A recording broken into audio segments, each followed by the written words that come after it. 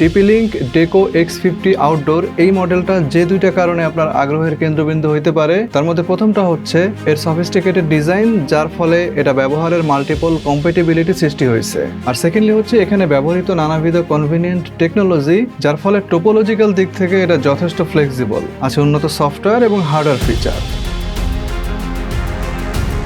But the question is, deco X50 outdoor এটি কি আসলেও একটা আউটডোর রাউটার হিসাবে ওর্থ ইট? স্পেশালি যখন এটা একটা মেশ ইউনিট, তখন একক ইউনিট হিসাবে 7,500 টাকা দাম দিয়ে এটা কেনা আসলে কতটা justified? And maybe you have the same question in your mind.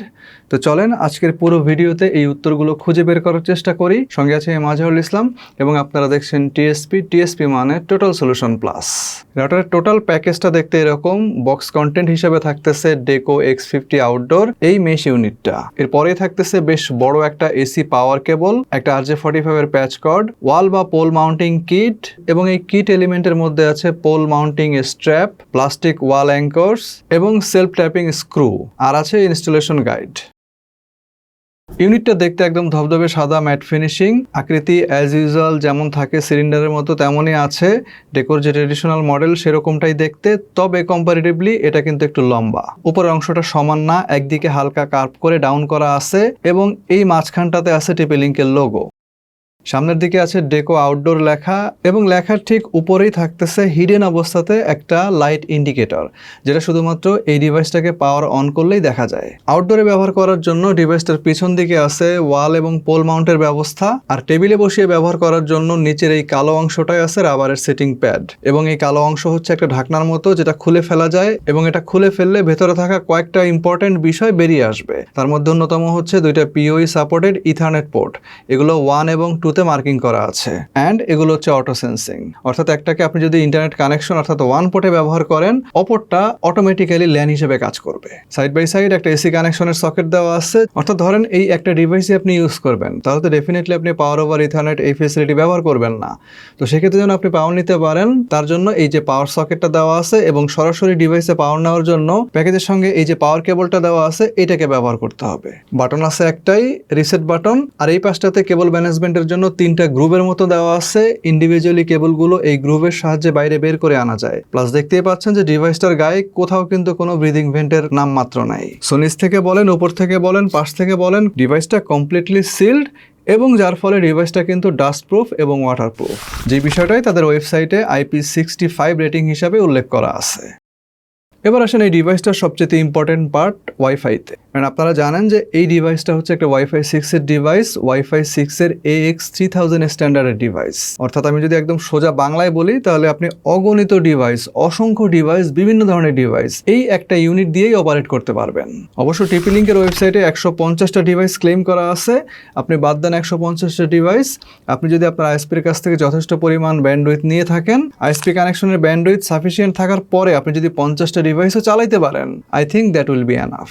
যাই হোক, এটা যেহেতু ডুয়েল ব্যান্ডের রাউটার, সো অ্যাজ ইউজুয়াল এখানে আপনি দুইটা ফ্রিকোয়েন্সি পাবেন, 2.4 GHz-এর একটা এবং 5 GHz-এর একটা। দুইটা ফ্রিকোয়েন্সিতে আলাদা আলাদা ব্যান্ডউইথ থাকতেছে, যার পরিমাণ হচ্ছে যথাক্রমে 574 Mbps এবং 2402 Mbps, টোটাল প্রায় 3000 Mbps। সো আপনি বুঝতে পারতেছেন যে কেন তারা তাদের ওয়েবসাইটে এত বেশি পরিমাণ ডিভাইস ক্লেম করে রাখছে। আফটার অল, ওয়াইফাইতে যত বড় ব্যান্ডউইথ থাকবে তত বেশি ডিভাইস ক্যাপাসিটি। আর এই ডিভাইস ক্যাপাসিটিকে এনশিওর করার জন্য এই ডিভাইসের মধ্যে অর্থাৎ এই রাউটারের মধ্যে আছে ওয়াইফাই 6 এর স্পেশালাইজড কতগুলো ফিচার। তার মধ্যে অন্যতম হচ্ছে 160 MHz এর চ্যানেল উইথ। এটাতে আমরা ওয়াইফাই 6E এর যে মোবাইলগুলো আছে সেগুলো অপারেট করতে পারবো।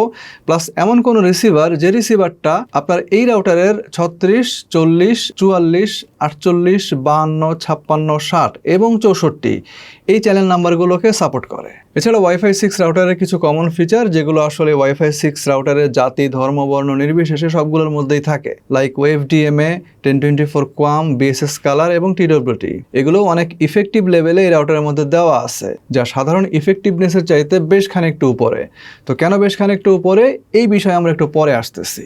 এই ডিভাইসটার মধ্যে সবচেয়ে গুরুত্বপূর্ণ যে ওয়্যারলেস ফিচারটা দেওয়া আছে সেটা হচ্ছে AI ড্রিভেন মেশ। আমরা TP-Link-এর ডেকো X50-র যে ইনডোর মডেলটা আছে ওটাকে রিভিউ করছিলাম বেশ কয়েক সপ্তাহ আগে।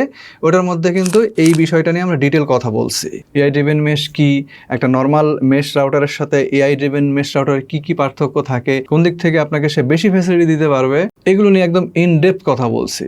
সো যদি এআই ড্রিভেন মেশ সম্পর্কে আরো বিস্তারিত কিছু জানতে ইচ্ছা করে আপনি চাইলে আমার ওই ভিডিওটা দেখতে পারেন, আমি ডিসক্রিপশনে লিঙ্ক দিয়ে রাখবো। এনিওয়ে, ইন্ডিভিজুয়াল এই ডিভাইসটা আমাদেরকে প্রায় 250 স্কোয়ার মিটার অর্থাৎ 2500 স্কোয়ার ফিট পর্যন্ত রেঞ্জ প্রোভাইড করতে সক্ষম। তো যেহেতু এটার মূল ব্যবহারের জায়গা হচ্ছে আউটডোর, সো এই হিসাবটা কিন্তু আউটডোরের মতো করেই করা হয়েছে। আপনি যখন ইনডোরে নিয়ে আসবেন এটাকে, যেহেতু এটা অবশ্যই ইনডোরেও ব্যবহার করা যাবে, তো আপনি যখন ইনডোরে নিয়ে আসবেন তখন কিন্তু এই রেঞ্জটা আসলে দেয়াল, ইন্টারফেয়ারেন্স, বিভিন্ন কন্ডিশনের উপরে একটু কম বেশি হইতে পারে। এখন ধরেন আউটডোরে যদি আপনার আরও বেশি কাভারেজ দরকার হয় তাহলে একটা ডিভাইসের পাশে আরও একটা ডিভাইস আপনাকে পারচেস করতে হবে, এবং নট নেসেসারি যে আপনাকে এই সেম ইউনিটই পারচেস করতে হবে। এর ব্যাকওয়ার্ড এবং ফরওয়ার্ড কম্প্যাটিবিলিটি আছে, অর্থাৎ এর যে ওল্ডার জেনারেশন, এর যে মানে অ্যাডভান্স জেনারেশন, সেগুলো সব কিছুই এ কিন্তু সাপোর্ট করে।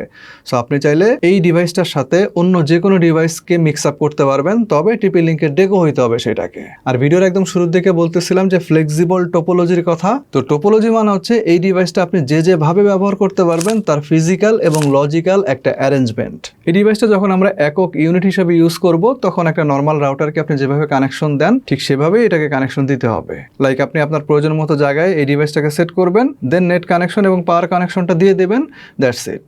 এবার যদি আপনি একাধিক ডিভাইসের ক্ষেত্রে আসেন তখন আসলে এই যে টোপোলজিক্যাল যে বিষয়টা এটা চলে আসে। প্রথমত আমরা চাইলে একটা ইউনিটের সঙ্গে আরেকটা ইউনিটকে ওয়্যারলেসলি কানেক্ট করতে পারবো। সেক্ষেত্রে মেশ ইউনিট বসানোর যে সিস্টেম আছে, একটা ইউনিটের নেটওয়ার্ককে অপর আরেকটা ইউনিটের নেটওয়ার্কের সাথে ওভারল্যাপ করে বসাইতে হয়, ঠিক সেভাবে বসাইতে হবে। এক্ষেত্রে ডাটা ম্যানেজমেন্ট এবং ডিভাইস ম্যানেজমেন্ট এবং ইন্টারনাল যে মানে ইন্টারনেট আদান প্রদান এটা কিন্তু ওয়্যারলেসলি হবে। আবার চাইলে আপনি ইথারনেট ব্যাক হাউলের মাধ্যমে এটা করতে পারবেন, অর্থাৎ ইন্টারনেট এবং ডাটা আদান প্রদান করবে কেবলের সাহায্যে।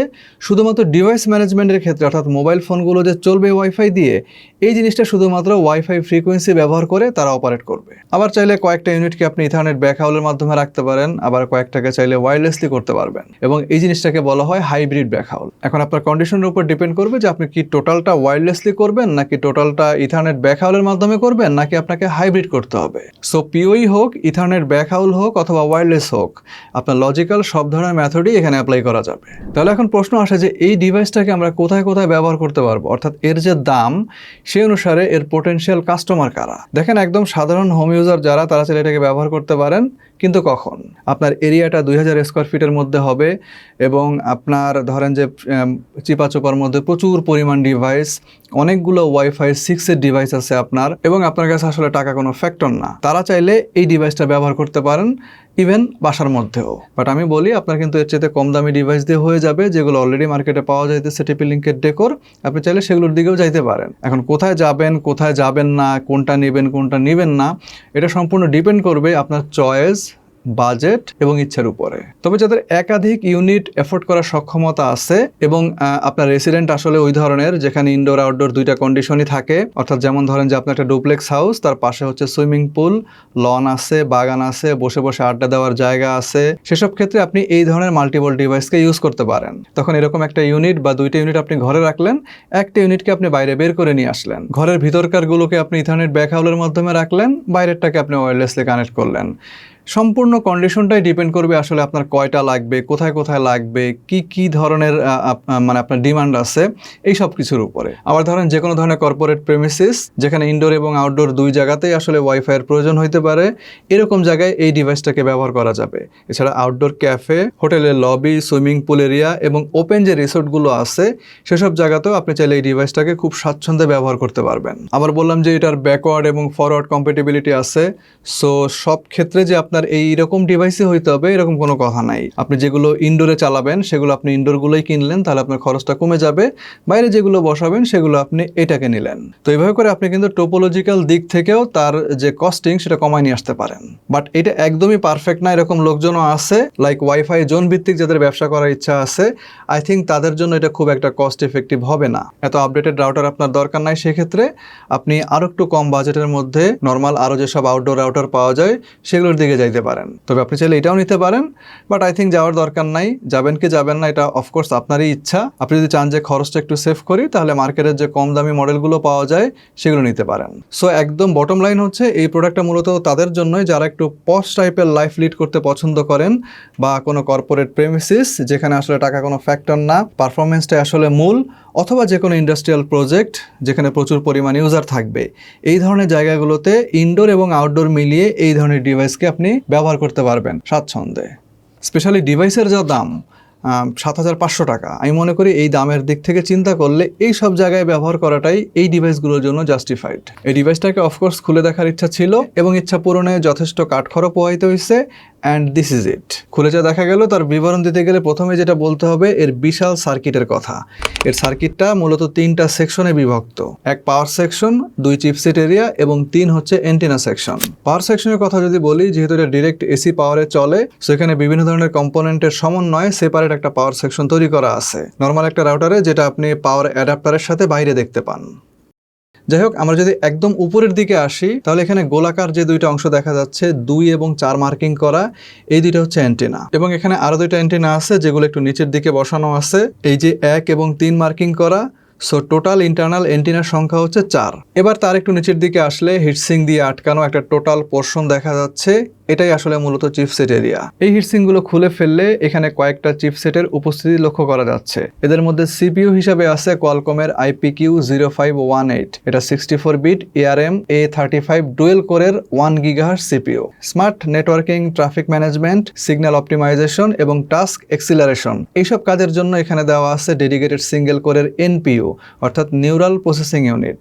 এটা কমপ্লিটলি AI ড্রিভেন একটা টেকনোলজি, যা এই রাউটারের AI driven mesh, Google Home, Amazon Alexa এগুলো সহ আরো বেশ কয়েকটা AI ভিত্তিক কম্প্যাটিবিলিটি রক্ষা করতে সাহায্য করবে। এখানে আরেকটা চিপসেট আছে, সেটা হচ্ছে জেন্টেল A3T4GF40BF এই নামে। এটা হচ্ছে কাইন্ড অফ DRAM এর মতো কাজ করে। এটার কাজ হচ্ছে মূলত CPU কে মাল্টিপল ডাটা প্রসেসিং এ বারবার হেল্প করা। দেন এখানে আরো কয়েকটা চিপসেট আছে যেগুলো আসলে মূলত এখানে 2টা ফ্রিকোয়েন্সির কন্ট্রোলার হিসেবে কাজ করবে। রেঞ্জ এবং ইফেক্টিভ বিম ফর্মিং এর ক্ষেত্রে এখানে 2টা ফ্রিকোয়েন্সির জন্য 2টা আলাদা আলাদা ফ্রন্ট এন্ড মডিউল চিপ ব্যবহার করা হয়েছে। সো বুঝতেই পারতেছেন যে ওয়াইফাই 6 এর টেকনোলজি সহ অতি সফিস্টিকেটেড টেকনোলজি শুধু না, তার সাথে রিলেভেন্ট হার্ডওয়্যারও কিন্তু এই রাউটারের মধ্যে দেওয়া আছে। সো এই কারণে আমি বলতেছিলাম যে এটা আসলে নর্মাল যেসব ট্রেডিশনাল ওয়াইফাই 6 এর রাউটার মার্কেটে পাওয়া যায়, একই স্ট্যান্ডার্ড হইলেও এর যে কার্যপ্রণালী সেগুলো কিন্তু বেশ খানিকটা আলাদা। এই রাউটারটাকে আপনি কমপ্লিটলি কন্ট্রোল করতে পারবেন TP-Link ডেকো অ্যাপের মাধ্যমে। রাউটারকে কনফিগার করা থেকে শুরু করে রাউটারের যত ধরনের বেসিক সেটিংস আছে প্লাস অ্যাডভান্সড যেসব ফিচার আছে সবকিছুই আমরা এই অ্যাপের মাধ্যমে কন্ট্রোল করতে পারবো। এর মধ্যে কিছু স্পেশাল সফটওয়্যার ফিচার দেওয়া আছে, যেমন ধরেন যে হোম শিল্ড সিকিউরিটি সিস্টেম, যেটা নিয়ে অলরেডি আমার এই ভিডিওতে বিস্তারিত কথা বলা আছে। আপনারা চাইলে সেখান থেকে এই হোম শিল্ড সম্পর্কে আরো বিস্তারিত জানতে পারবেন।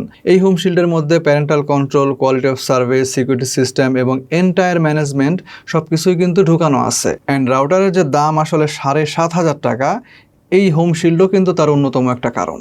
সো আজকের ভিডিওতে আমরা TP-Link ডেকো X50 আউটডোর রাউটারের টোটাল ওভারভিউ দিলাম। এই রাউটারের outlook, WiFi specification, hardware specification, কি ফিচার এখানে ইনক্লুড করা আছে, এর কাস্টমার কারা কিনবেন না, কাদের জন্য ভালো হবে, কোথায় ব্যবহার করবেন, কোন কোন কন্ডিশনে ব্যবহার করতে পারবেন, প্লাস ব্যবহার বিধি সবকিছুই কিন্তু ইন ডিটেল ব্যাখ্যা করা হয়েছে। এছাড়াও এর যে দাম, তার সাথে ওভারঅল প্যাকেজটা আসলে কতটুকু সামঞ্জস্যপূর্ণ হইলো, এই বিষয়টাও আমরা আজকের ভিডিওর মাধ্যমে বোঝার চেষ্টা করছি। বাট যেটা দেখাই নাই সেটা হচ্ছে এর স্পিড টেস্ট অর্থাৎ থ্রুপুট টেস্ট, যেটা আমরা পরবর্তী ভিডিওর জন্য রেখে দিছি।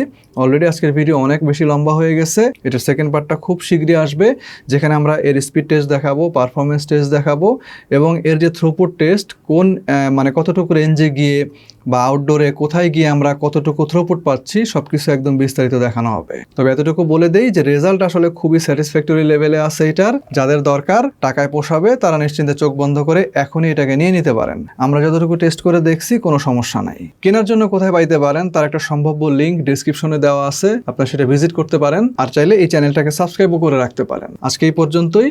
খুব শীঘ্রই আসবো নতুন কোনো ভিডিও নিয়ে, নতুন কোনো রিভিউ নিয়ে। সে পর্যন্ত সবাই ভালো থাকেন এবং সুস্থ থাকেন।